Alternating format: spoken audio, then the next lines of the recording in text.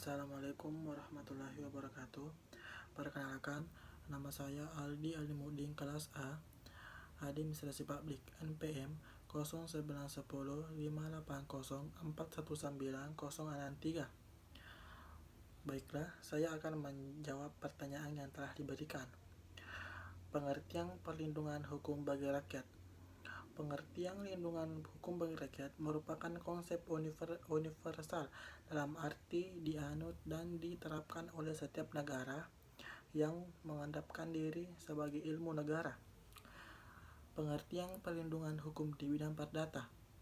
Hukum perdata dikenal sebagai ketentuan yang mengatur hak dan kewajiban individu di bidang hukum. Perlindungan hukum dalam bidang perdata, pemerintah dalam melaksanakan tugasnya memerlukan kebebasan bertindak dan mempunyai kedudukan istimewa dibandingkan dengan rakyat biasa. Oleh karena itu, persoalan membuat pemerintah di muka hakim tidak dapat dipersamakan dengan membuat rakyat biasa. Adapun pengertian perlindungan hukum di dalam publik. Perlindungan hukum di bidang publik adalah mengartikan bahwa adanya tindakan hukum pemerintah berdasarkan hukum publik. Tindakan hukum pemerintah, tindakan-tindakan yang berdasarkan sifatnya menimbulkan akibat hukum. Karakteristik paling penting dari tindakan hukum yang dilakukan oleh pemerintah adalah keputusan-keputusan pemerintah yang bersifat sepihak. Tata urutan perundang-undangan. 1. Undang-Undang Dasar Negara Republik Indonesia tahun 1945. 2. Ketetapan Majelis Permusyawaratan Rakyat. 3. Undang-undang atau peraturan pemerintah pengganti undang-undang. 4. Peraturan pemerintah. 5. Peraturan presiden.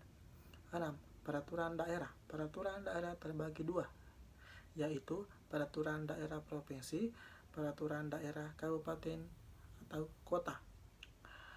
Naskah akademik.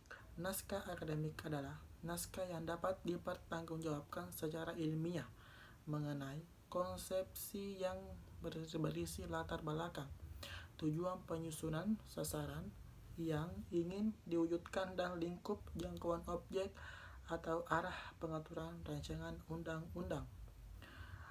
Proses perumusan kebijakan. 1. Identifikasi masalah kebijakan. 2. Penyusunan agenda. 3. Perumusan kebijakan. 4. Pengesahan kebijakan. 5. Implementasi kebijakan. 6. Evaluasi kebijakan. Legal drafting.